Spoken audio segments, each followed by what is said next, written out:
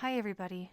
I'm Esther, and this is my podcast, My Trans Dad.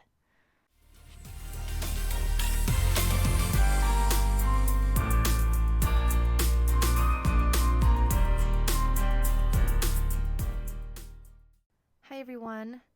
Thanks for tuning in to this episode 4. As you can see from the title, I'm here to talk about my experience with the physical changes that my dad went through as he transitioned to a woman. This episode is a lot simpler than my previous episode, which, I won't lie, took me several hours to edit because of the complexity of taking out my therapist's voice and recording the parts that she was saying and making sure it all clicked back together where it was supposed to go. It took me a long time, so this is going to be reading notes, regular editing type of episodes, so I'm looking forward to that simpler process. I think that I've been procrastinating this episode though, because even though it's a simpler process, it's actually kind of a tough subject.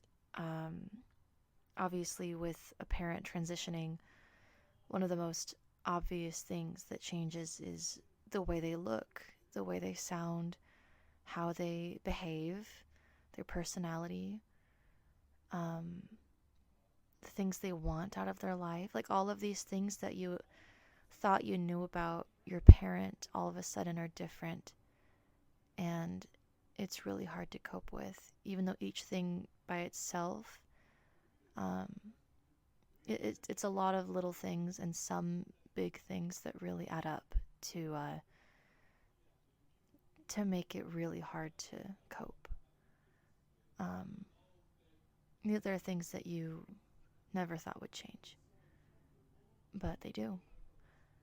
And wow, I can feel in my heart, I can feel some anxiety in my tummy about talking about this, because it takes a long time to come to terms with your parent changing and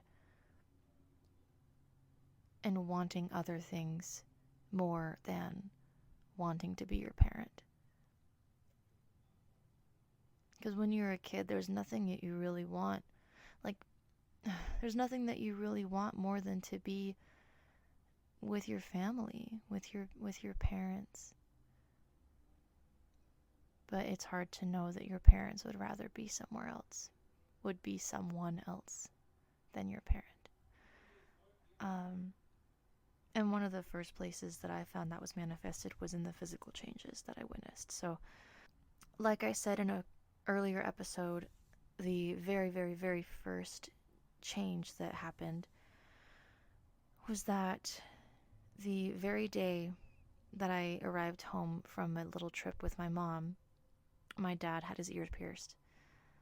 And that meant that every time I looked at him, I was reminded of this new reality, and I was thrown in, and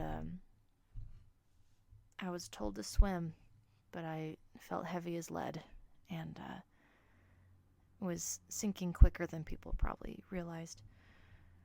A little bit later on, my dad had a new wardrobe, had new clothes, new shoes, new ways that she did her hair, makeup. That was hard to see for the first time, actually, remembering that now. Man, yeah, that was hard. And my dad was kind of a funny character when I was growing up. He always shaved his legs, and I never thought that was strange. I just thought that maybe he was more and you don't think twice about it when you're a kid. My dad always shaved his legs. My dad always had a bit longer of hair, probably around shoulder length, and it was often tied into a low ponytail. And then I remember my dad was almost always, wearing some kind of a baseball cap. And yeah, when I think of my dad, I think of that. I think of my goofy wonderful dad with his ponytail and baseball cap. And I miss that. I miss the sound of my dad's steps as he comes up from the basement. No, you can imagine that, can't you? You can imagine the sound of each of your family members walking up or down a flight of stairs. Can you imagine the squeak of the door that always opened and shut when someone came home from work or school? You can imagine the things like that. I miss those things. I'll move on now. My dad also started to speak in a slightly higher voice than was clearly natural. And it threw me off, for sure. I think the first time or two I thought maybe my dad had a frog in his throat. Trying so hard to make these things be innocent. But I realized that was a deliberate decision when sometimes my dad's voice would fall out of that higher pitch and would be lower, and then all of a sudden it's like he'd realize, oh, I'm speaking normally, and then switch his voice back to be a little bit higher. So that was strange. Here's a big one, or rather, here's two big ones. The boobs. It's not even funny. I'm just laughing because I find it awkward and I feel awkward talking about it, or not awkward, but laughter is like a defense mechanism, right? Like a coping mechanism, trauma response sometimes even, we could say. So if I ever laugh about this stuff and you're like, girlfriend, that's not even funny. I'm like, I know it's not funny. I totally agree. It's not funny. It's traumatic to see your dad with boobs. It just is. But that's how we deal with things, is we either laugh or we cry. And I've cried for such a long time that now it's time to laugh, I guess. So, yes, about, let me try to think. August, September, October, November. I would say around 6 months, or even less than 6 months after I found out about the transition. Oh, maybe a year, but not that long after I found out, my dad got the boob surgery and got boobs. And those things are like rock hard. Like, you know, in Mean Girls, Amy Poehler's character, she plays the cool mom, and she has a boob job, and her boobs are rock solid. It's like that, you guys. It's crazy to hug your dad and be met with boobs all of a sudden, and not like regular boobs, like hard, unnatural, large breasts that don't belong there. It was very strange. Those were like the on my dad's person, those were kind of the changes, but there were also changes in mannerisms and ways of thinking that I wasn't expecting. And the example that stands out in my mind so strongly is there was one weekend I was going camping with a few of my friends at my high school, and my dad had the camping gear in his storage unit, and I asked if I could like borrow a sleeping bag. And so and this is like the flexible time of my life where he and she I kind of use interchangeably, because it's a transition, right? It's like there's no line where on this side of the line my dad's a he, and on that side of the line she's a she. So he and she are kind of used interchangeably, but I feel like you guys would get it at that point in the process. So what was I saying? Yeah, so I was borrowing a sleeping bag, and my dad brought it over, and it was sort of tucked up into the bed of the truck, and it was stuck behind a couple things. And so my dad was like trying to take it out of the truck, but it was caught. And so instead of like unlooping it from the corner of the box it was stuck on or whatever, she just kept pulling and pulling and pulling until it tore the sleeping bag. And it was so unlike my dad to be thoughtless about these sleeping bags that I've had since I was a kid, that I think he had since before he and my mom were married. And it's like, whatever, it's like a $70 sleeping bag. It's not a big deal. That's not the point, though. The point is, my dad would never have like forced that bag out of the truck. My dad would have thought, all right, if I have to force it, it's probably not meant to be. And you go in and you see and you figure out what's wrong and you make it free. And you loosen it and you figure it out. The pulling and the pulling and the pulling was so destructive to my view of my dad, and kind of set in stone that my trans dad was coming into the forefront of this person. This was a big change too. This was a really, really significant one, this next one that I'll talk about. And this was, I think, very, very, very traumatic and completely thoughtless and inappropriate and selfish, unempathetic of my dad to ask me. When I got home from the trip with my mom, to kind of backtrack a little bit to the very beginning of this whole situation, this is the minutes after I see my dad with his ears pierced. We're standing there, we're saying hi, how you doing? And then my dad says, now might be a good time for you to start calling me by my new name, essentially. And the jolt that I felt all through my body was unreal. It was, I can't even describe it. It was like I was stabbed.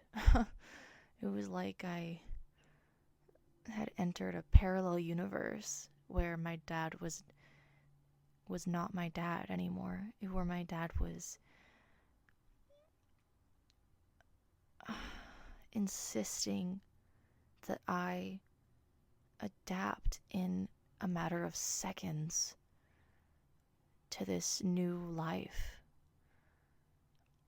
It was crazy, and luckily my mom was there and she saw the panic on my face and the emotions that I was feeling. She could tell that was too big of an ask at that moment. And she stepped in and said, maybe not now, or something like that. Like it'll happen. Just, you don't have to right now. She stepped in and she said, Abigail, don't worry, you don't have to right now. Oh, I'm choking up thinking about my mom coming to bat for me right there. That was a moment that I knew I could depend on her.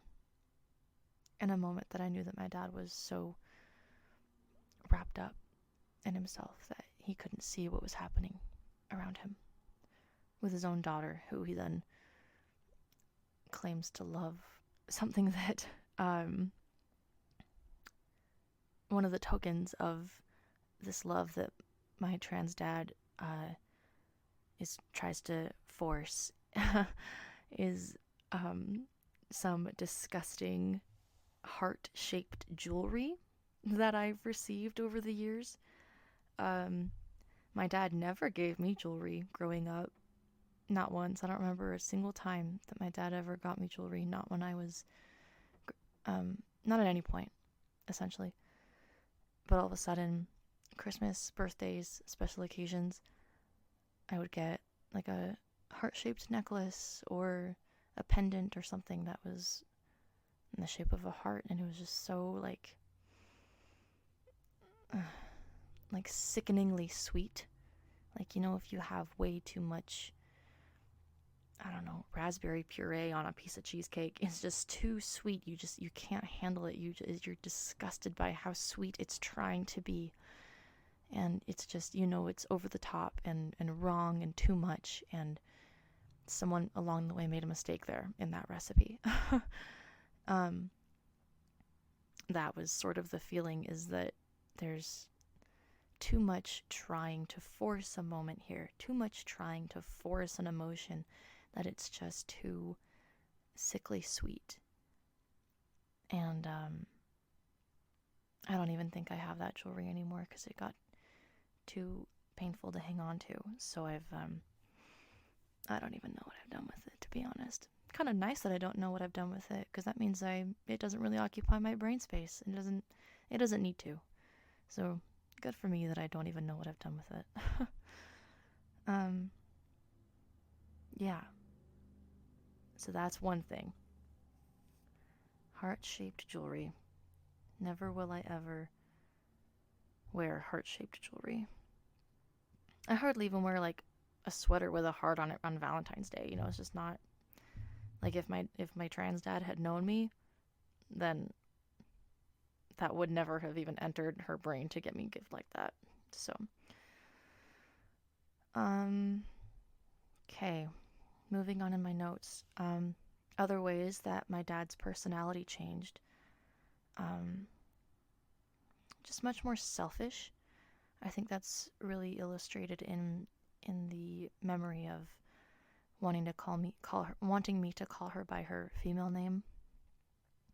Very self-absorbed. What? How do you say that? Very self-absorbed and thoughtless. Like I said with the sleeping bag story. Things that would have been a no-brainer to my dad were very difficult for my trans dad. And I know it's kind of tricky to keep track of who I'm referring to. But you know what? The answer to that is yep. It's hard to keep track of who I refer to. My dad versus my trans dad is very tricky. And thanks for bearing with me with that. But I think the biggest thing that happened is that all of a sudden my trans dad was very disrespectful of boundaries that I would try to make. That was honestly a really, really huge piece of the things that changed, is that boundaries were disrespected. And not just boundaries in like kind of how I see it today, where if something happens that I don't like, and I'll bring it up in a conversation with whoever's doing the thing that I don't like. And like, for an example, if James leaves his socks on the floor, and I say, James, I'm not going to keep picking your socks up. You are a grown up. You can put them in the laundry bin. And if you don't, then I'm going to hide them and you won't have any socks to wear. And you'll have to learn to put them in the bin if you want to wear socks.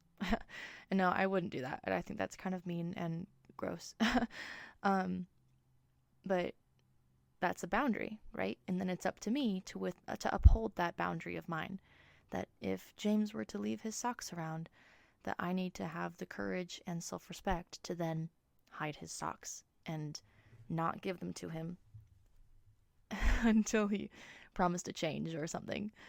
Not a great example of a boundary, because you kind of have to be able to see it all the way through, but I think you get the idea. But the boundaries that I'm talking about that changed with my trans dad were more of sort of like defining our role with each other. That was one way, because we used to have a very clear understanding of parent and child. And even when I was in high school, I was pretty grown up and everything, but I still knew that my dad was in charge, and my dad was to be respected, and my dad, loved me, and I could tell, even though there were problems and everything leading up to the moment of the moment of discovery of when my dad came out. I still knew that my dad loved me deep down, 100% wholeheartedly. But that knowledge faded. And I think that's where the boundary was crossed for me. I had expectations that my dad would love me, I had years of history showing me what that love from my dad looked like. And that was not the love that my trans dad was saying she was giving me. She was telling me that she loved me, but it wasn't in the way that a parent would love a child. It wasn't even in the way that a friend would love a friend, because a friend respects boundaries. And this is kind of talking in circles here, but like using the definition of a word, using the word in the definition of a word. So I'm sorry if this is complicated, but it just is complicated. And so there were times when I asked for a boundary, and I think I've mentioned the one before, like, hey, please don't refer to me as your daughter whenever you talk to people, like, full stop. Please don't refer to me as your daughter. I don't feel that way. I don't see you as my parent anymore. Therefore, I'm not your daughter anymore. And that's just the new world that we live in. And that mindset kind of helped me step into a new role as a grown-up for my own good. But that boundary, that request, was never honored, or was honored for a minute and then was dishonored. And that's not love. That's not love. If your entire reason for transitioning is because you feel like a woman, then if I don't feel like your daughter, why would you force that on me? It was completely hypocritical and hurtful, to be frank, that I would be expected to maintain the role that my trans dad took away from me. It seemed so counterintuitive. If you wanted me to be your daughter, then you're my dad. And if you're not my dad, if you're this woman, then what am I doing here? Why are you calling me your daughter? It was very upsetting and hard to work through and hard to maintain that boundary, because it was just a request. It wasn't a boundary. There was no, if you do this, then I do that. It was just, hey, request, please don't refer to me as your daughter. So yeah, it wasn't even a boundary. It was a request. I didn't know how to make boundaries. That was the closest I could get.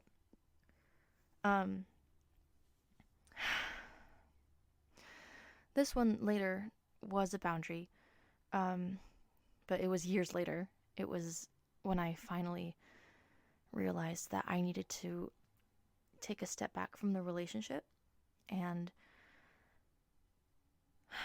meaning no contact.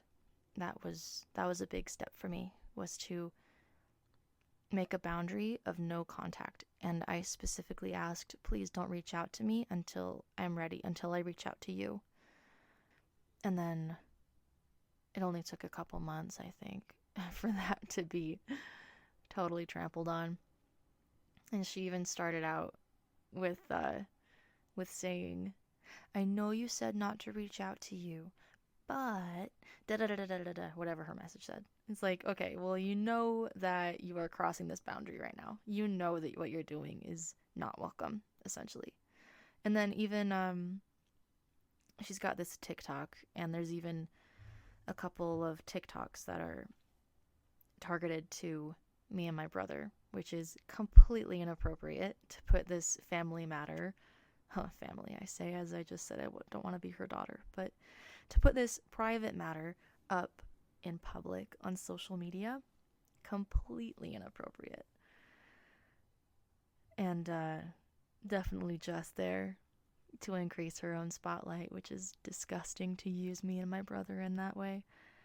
But anyway, that's another boundary that was crossed. Reaching out, attempting to just show up in my feed. What, you don't think that surprise is totally just shocking and can bring out trauma again? That's incredible to me that you think that would be okay to post that and call us out in such a way, and hope against hope that you would just show up in our feeds. Talk about lack of consent, am I right? It's disgusting. Perhaps at the time in the past that was most difficult for me to deal with when I was 17 and 18 years old was the how mean my trans dad was to my mom. Just so mean. Like totally uncooperative with the divorce papers. My mother did everything. Totally accusing my mom all the time of meddling in mine and my brother's minds and turning us against my trans dad, and it's just like poisoning us against her. When the agreement that my parents had was that it was completely mine and my brother's decision what we wanted our relationship with my trans dad to look like. And for each of us, it's changed over the years. And every time that we've decided to take a step back, my mother has received words, at least in the beginning.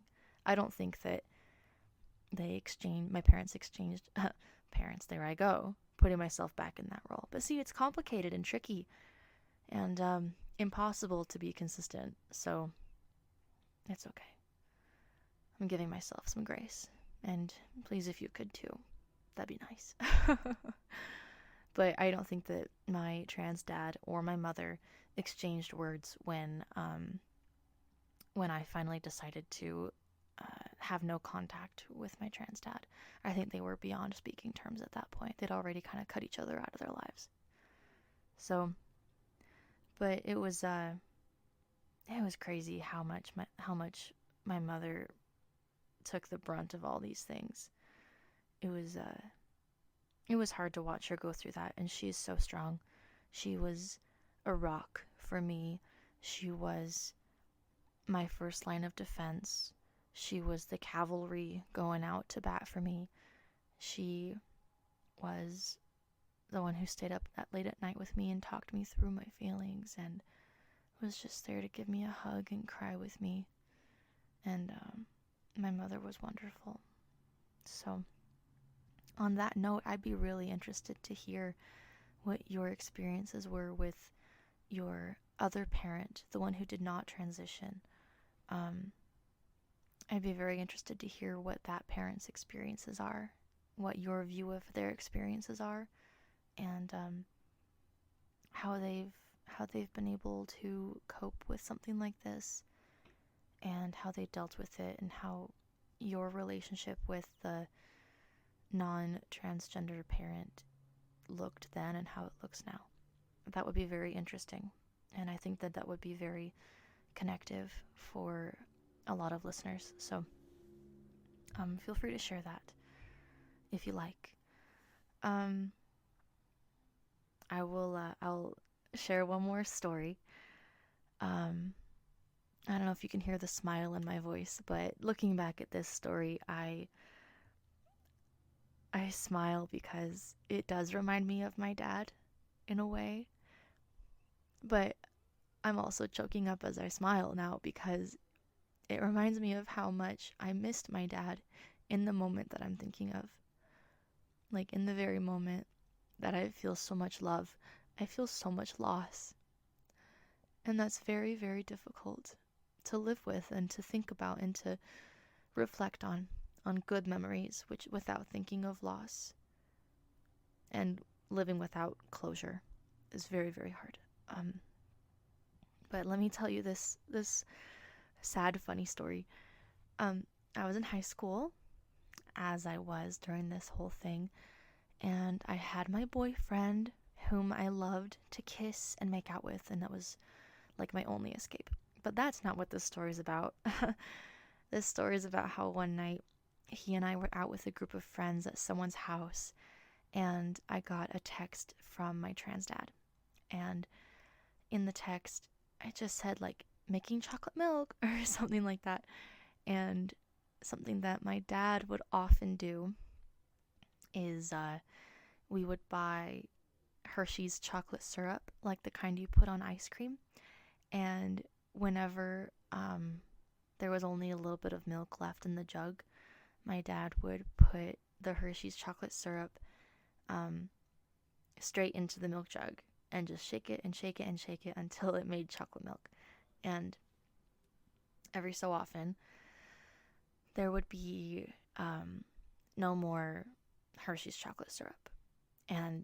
But there would be a little bit more milk in the jug. And so my dad would open the cap of the chocolate syrup and balance it in the mouth of the jug. And so it would just sort of like drizzle into the chocolate milk, so we get every last bit of chocolate out of that chocolate syrup. And that was the picture that I received with the text saying making chocolate milk. It was like an inch of milk in a gallon jug with a Hershey's chocolate syrup opened, balancing on the lid and making chocolate milk. And I'm like choking up thinking about it now, because it was so tender in my heart that that's what my dad would do, and that's something fun I remember. And then we'd all have some chocolate milk together, and it was just so cute and fun, and it would just make something so mundane as the end of the milk so cute and something to look forward to, and something we could do together. And it was just so like whimsical and nostalgic, and brought out the child in my heart that would just make this chocolate milk with my dad. Oh, I'm sorry you hear me sniffling and everything, but I didn't expect to cry. In my head, this was supposed to be a funny story.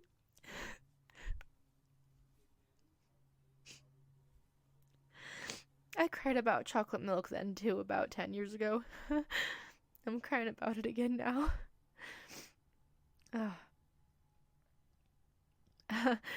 My poor boyfriend at the time had no idea what to do with me. I was sitting there at this party, essentially, this big gathering of friends hanging out, and I was just breaking down. I couldn't stop myself from being in this grief mode, and I'm pretty sure he was really sweet. He didn't understand what was happening, but I think he offered to take me home, but poor guy, he didn't know what to do with me. And I think when I got home that night, I arrived crying. My boyfriend gave me a hug and tried to be there for me, but if I was above a therapist's pay grade, boy, I was above his pay grade for sure. And I walked in the house and soon thereafter burst into tears, and my mom came over and was worried about me, of course, and I showed her the picture of the chocolate milk, and she understood. And she just hugged me while I cried. I'm sorry, you guys. This was really supposed to be a funny story. I'll think twice about that next time before I label it as funny. But anyway, that was something that stuck out in my brain that I wanted to share, that even though there was so much about my dad that changed, at least for a moment, there was still a part of my dad that wanted to share making chocolate milk with me. So,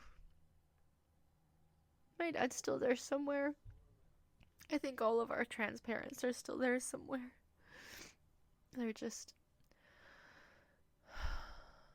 blinded by things that they thought were more important at one point.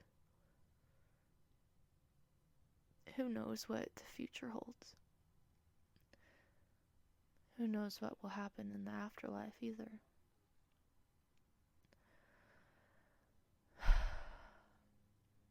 Well, thank you for listening to me cry. And I think I'll end there. But feel free to send in any stories that you would like about your trans parent, and let me know if I can share them.